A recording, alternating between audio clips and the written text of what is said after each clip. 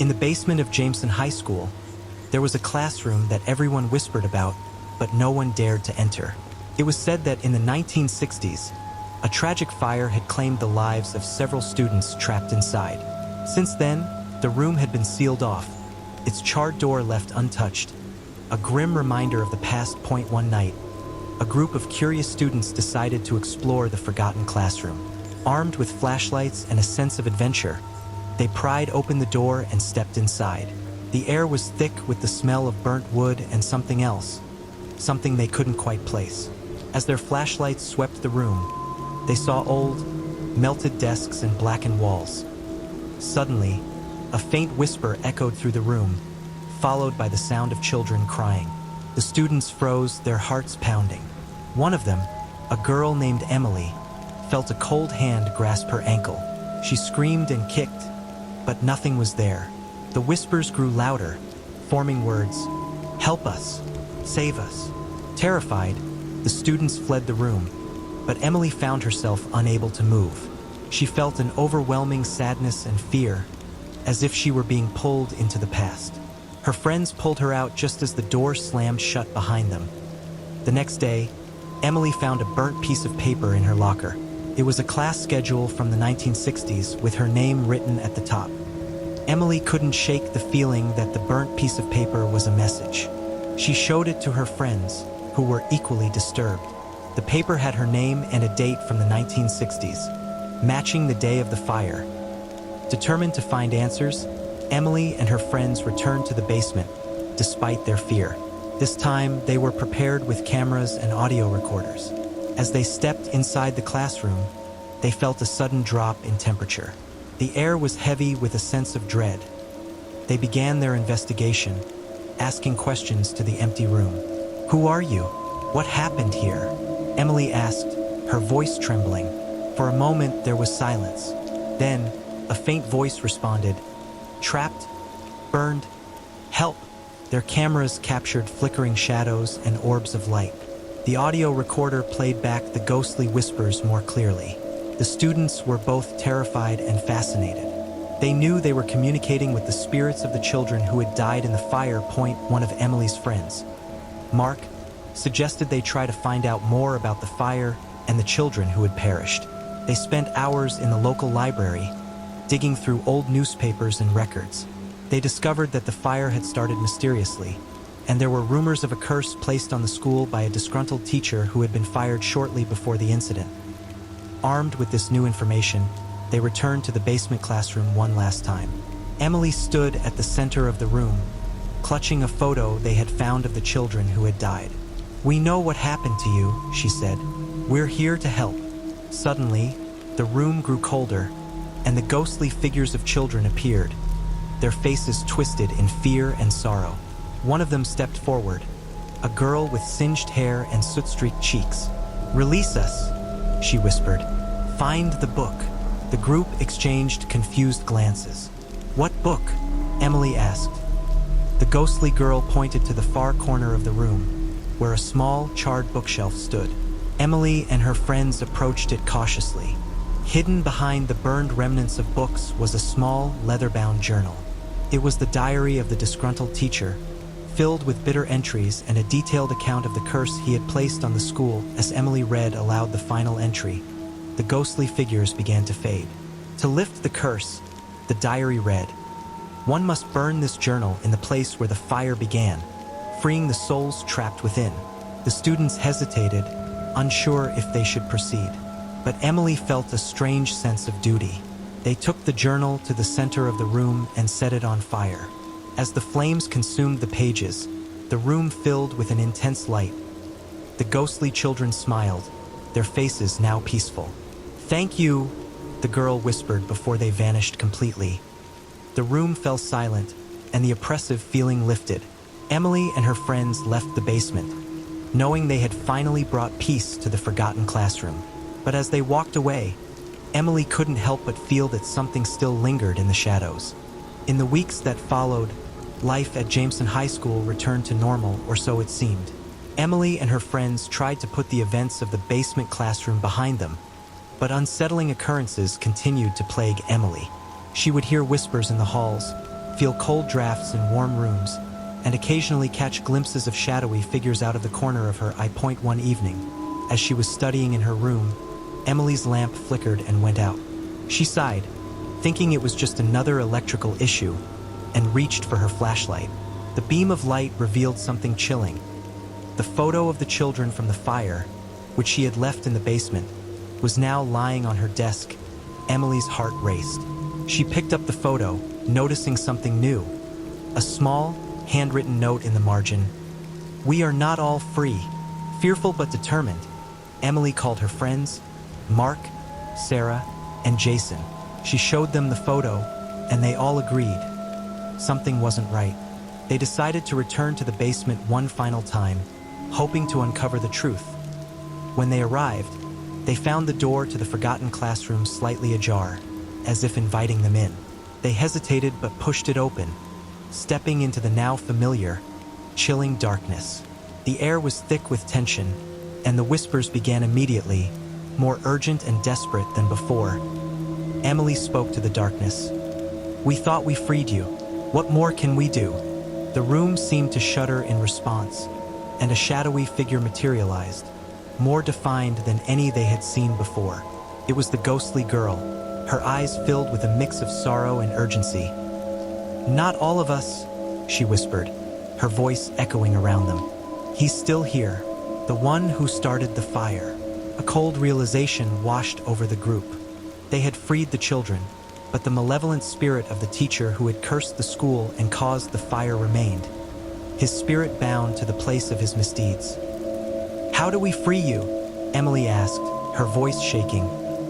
"Destroy the source," the ghostly girl replied, pointing to the remains of the bookshelf. "His hatred, his magic, is in his writings." Mark, Sarah, and Jason began searching through the charred remnants, and soon, they found a hidden compartment in the floor. Inside was a small, blackened box. They opened it to find a bundle of old, handwritten papers, curses, rituals, and spells, all in the teacher's handwriting. Realizing what they had to do, they took the box outside to the clearing behind the school. As they set the papers on fire, the sky seemed to darken, and a violent wind whipped around them. The flames burned bright, consuming the cursed documents, and with a final, piercing scream, the wind ceased. The oppressive presence lifted, leaving the air clear and still. The next day, Emily and her friends felt a profound sense of relief. The whispers, the shadows, and the cold drafts were gone. The forgotten classroom, though still charred and abandoned, no longer felt haunted as the school year continued. The basement became just another part of the old building, its dark history fading into distant memory. Emily often wondered about the ghostly girl and the children they had freed, hoping they had found peace at last. But every now and then, when she walked by the basement stairs, she thought she heard a faint, grateful whisper, reminding her that some spirits, though freed, never forget those who helped them find peace. As the school year progressed, Emily and her friends began to feel the weight of their experiences lift. The whispers and shadows that had once plagued Emily ceased, and the basement classroom seemed to settle into a state of peaceful silence. They were confident that they had laid the spirits to rest and freed the children from their tragic past. However, one evening, as Emily was leaving the school late after a study session, she noticed something unusual. The old janitor, Mr. Thompson, who had been at the school for decades, was lingering near the basement stairs, a haunted look in his eyes. Curious and slightly concerned, Emily approached him. "Mr. Thompson, are you all right?"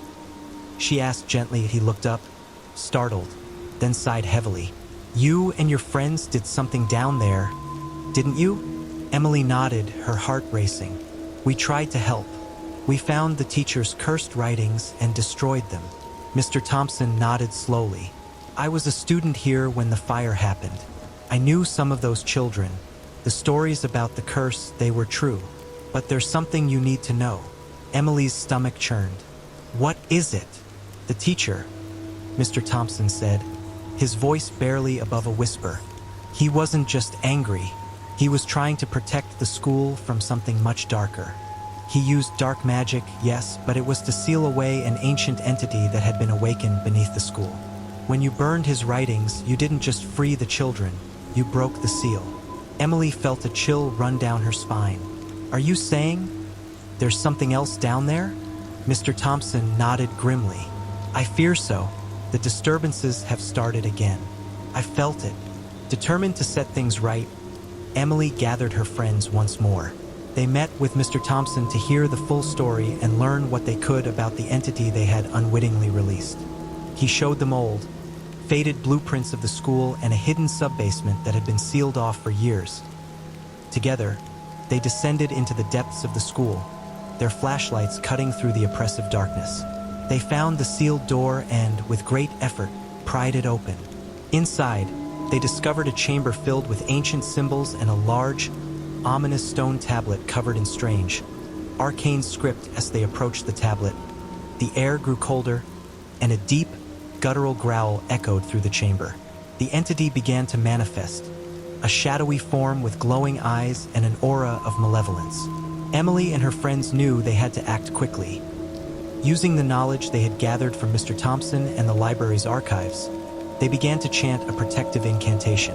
The entity roared and lashed out, but the circle of light from their flashlights and the power of their combined voices held it at bay as the incantation reached its climax.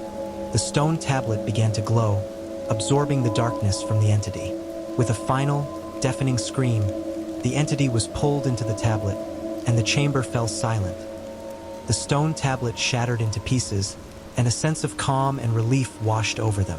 They had done it. They had sealed away the darkness that had haunted their school for decades. When they emerged from the sub-basement, the first light of dawn was breaking over the horizon. Mr. Thompson met them at the entrance, his eyes filled with gratitude and relief. Thank you, he said. You've saved us all. Emily and her friends returned to their lives, knowing they had faced and conquered a great evil. The basement classroom remained a part of their past, a reminder of the courage and friendship that had seen them through. And though the whispers and shadows were gone, the bond they shared would last a lifetime, forged in the fires of their unforgettable ordeal.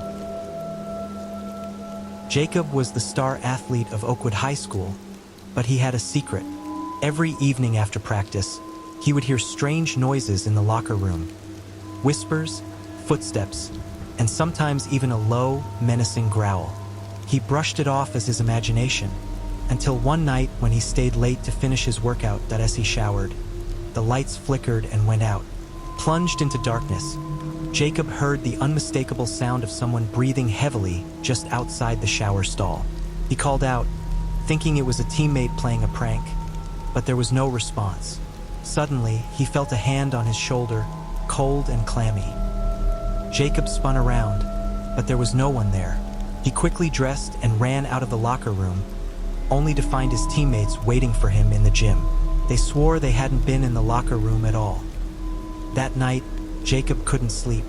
He kept hearing the same heavy breathing and footsteps outside his bedroom door. When he finally drifted off, he dreamt of a shadowy figure watching him from the corner of his room. The next day at school, Jacob's friends noticed he looked exhausted and on edge. He told them about the noises and the hand in the locker room. They decided to investigate together after practice. Armed with flashlights and a resolve to find the truth, they ventured into the locker room. As they stood in the eerie silence, the lights flickered again. The growling noise returned, louder and more menacing than ever. The shadowy figure appeared, its eyes glowing red in the darkness. The boys screamed and ran, but Jacob felt a sharp pain in his chest and collapsed. His friends rushed him to the hospital, where the doctors found deep scratches on his chest, as if made by claws. No one could explain what had happened, but Jacob knew one thing. Something evil lurked in the Oakwood High locker room. Jacob's recovery from the mysterious attack in the locker room was slow, and the scars on his chest served as a constant reminder of the evil that lurked there. Despite his friends' pleas to leave it alone, Jacob was determined to uncover the truth and put an end to the haunting once and for all. He couldn't live with the fear and the constant sensation of being watched. One night, Jacob decided to stay in the locker room after everyone had left. He brought with him a collection of old school yearbooks and articles he had found in the local library, hoping to find a clue. As he flipped through the pages, he noticed a recurring name, Coach Harris, a popular and well-respected teacher from the 1980s who had mysteriously disappeared after a tragic accident involving one of his players. According to the articles, a star athlete named Kevin had died during a game, and Coach Harris had been blamed for pushing the players too hard. Devastated and ostracized by the community, Harris vanished without a trace, and rumors began to spread that his spirit haunted the school. Jacob's heart raced as he pieced together the story. He realized that the heavy breathing and growling he had heard were connected to Coach Harris. Determined to confront the ghost, he called his friends, explaining his discovery and urging them to join him in the locker room. Reluctantly, Mark, Sarah, and Jason agreed. Armed with flashlights and a makeshift Ouija board, they gathered in the center of the locker room. They sat in a circle, hands linked, and began to ask questions, hoping to reach Coach Harris's spirit. "Coach Harris, are you here?" Jacob asked, his voice steady but filled with tension. The room grew colder, and the lights flickered. The Ouija board's planchette began to move slowly, spelling out, "Yes. Why are you haunting this place?" Mark asked. The planchette spelled out, "Sorrow, guilt, Kevin." Sarah spoke up, her voice trembling. "What do you want us to do?" "Forgive." Jacob and his friends exchanged uneasy glances. They knew they had to find a way to help Coach Harris move on. Jacob had an idea. He retrieved a photo of Kevin from one of the yearbooks and placed it in the center of the Ouija board. "Coach Harris, we forgive you," Jacob said. "Kevin's death was an accident. You were a good coach, and it's time for you to find peace." The room grew colder still, and the growling intensified. The shadowy figure of Coach Harris appeared, his eyes filled with sorrow. He reached out a hand towards the photo, and as he touched it, the photo burst into flames. The flames died down, leaving nothing but ashes. The oppressive feeling in the room lifted, and the temperature returned to normal. Coach Harris's figure faded away, a look of gratitude on his face. The next day, Jacob and his friends noticed a change in the atmosphere at Oakwood High. The locker room no longer felt haunted, and the strange noises ceased. Jacob's wounds healed, and he finally felt at peace. Years later, during a school renovation, workers discovered an old, forgotten locker in the back of the room. Inside, they found a dusty whistle and a note addressed to Jacob and his friends. The note read, "Thank you for giving me peace, Coach Harris." Jacob and his friends framed the note and the whistle, hanging them in the newly renovated locker room as a reminder of their bravery and the spirit they had helped to find rest. The legend of Coach Harris faded into history, replaced by stories of courage and friendship that would inspire future generations of students at Oakwood High. Samantha was struggling with her grades, and her history teacher suggested she get a tutor. She found a flyer in the school library offering free tutoring sessions, with an address she didn't recognize. Desperate for help, she decided to give it a try. The address led her to an old, abandoned house on the edge of town. Nervously, she knocked on the door.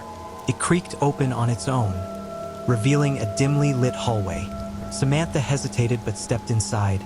Her curiosity overcoming her fear, a young woman in old-fashioned clothing appeared at the end of the hallway. She introduced herself as Evelyn and offered to help Samantha with her history lessons. Despite the strange setting, Evelyn was knowledgeable and kind, and Samantha's grades began to improve. However, each time she visited the house, Samantha noticed odd occurrences. Cold drafts, faint whispers, and once, a shadowy figure in the corner of the room. She dismissed these as her imagination, focusing on her studies. One evening, as she was leaving, Evelyn handed her an old, dusty book. "This will help you understand our lessons better," she said with a smile. Samantha thanked her and went home. That night, she opened the book and found it filled with detailed accounts of the history lessons she'd been studying. But with a strange twist, the events were written as if Evelyn had lived through them. Samantha felt a chill run down her spine and decided to do some research. To her horror, she discovered that Evelyn had been a tutor in the 1920s. She had been accused of witchcraft and mysteriously vanished, leaving behind the very house Samantha had been visiting. Terrified, Samantha decided not to return to the house, but she couldn't shake the feeling of being watched. She started seeing Evelyn's reflection in mirrors and hearing her voice in the wind. One night, she found the book open on her desk, with a new chapter written in it, describing her own life and how it would end if she didn't return to the house. Samantha couldn't shake the feeling that Evelyn's warning in the book was a genuine threat. Determined to put an end to the haunting once and for all, she decided to return to the abandoned house one final time. She confided in her friends, Mia, Alex, and Jake, who insisted on accompanying her for safety. They armed themselves with flashlights, cameras, and a few protective charms they had researched. As they approached the house, an eerie silence enveloped them, and the air seemed colder than usual. Samantha led the way, her heart pounding in her chest. The door creaked open as if expecting them, and they stepped inside. "Evelyn," Samantha called out, her voice echoing through the empty hallways. "We're here to help you." The young woman appeared at the end of the hall, her form flickering like a candle flame. "You came back," she said, her voice filled with both relief and urgency. "The book? It holds the key to freeing me, but it also binds the dark spirit that cursed me." Samantha and her friends followed Evelyn to a room they hadn't explored before. Inside, they found a circle of black candles and a mirror covered in dust. Evelyn explained that the mirror was a portal to the spirit world, and it had trapped her soul along with the dark spirit that had cursed her. "To free me, you must break the mirror," Evelyn said. "But be warned, the dark spirit will be released. You must destroy it before it can harm anyone." Determined to end the haunting, Samantha nodded. She picked up a heavy candlestick and, with a deep breath, smashed it against the mirror. The glass shattered, and a powerful, cold wind swept through the room. A dark, shadowy figure emerged from the shards, its eyes glowing with malevolent intent. The dark spirit lunged at them, but Alex and Jake held it back with the protective charms. Mia began chanting a banishment spell they had found in an old book. The spirit howled in rage, thrashing against the invisible barrier created by the charms and the spell. Evelyn's form grew brighter as the spirit weakened. "Keep going," she urged. "You're almost there." Samantha joined Mia in the chant, their voices growing stronger with each repetition. The dark spirit's form began to waver and dissipate, its screams echoing in the collapsing mirror shards. With a final, desperate howl, the spirit vanished, leaving the room eerily silent. Evelyn's figure shimmered, her expression one of profound relief. "Thank you," she whispered, her voice softening. "You've freed me." As her form faded, a gentle warmth filled the room, and the oppressive feeling that had hung over the house lifted. The candles extinguished themselves, and the air seemed lighter, as if a great burden had been lifted. Samantha and her friends left the house, feeling a mix of triumph and exhaustion. The old, abandoned house no longer felt haunted, and they knew they had finally put Evelyn's spirit to rest. The next day, Samantha found a note in her locker. It was written in elegant, old-fashioned handwriting. "Thank you for freeing me. Live your life to the fullest. Evelyn." Samantha smiled, feeling a sense of closure. She and her friends knew they had done something extraordinary, and the bond they shared would remain strong. The story of the ghostly tutor and the dark spirit became a legend at their school, a tale of courage and friendship that would be passed down through the generations. Years later, Samantha went on to become a historian, dedicating her career to uncovering and preserving stories from the past. She always kept Evelyn's note in her office, a reminder of the incredible experience that had shaped her life and the friends who had stood by her side through it all.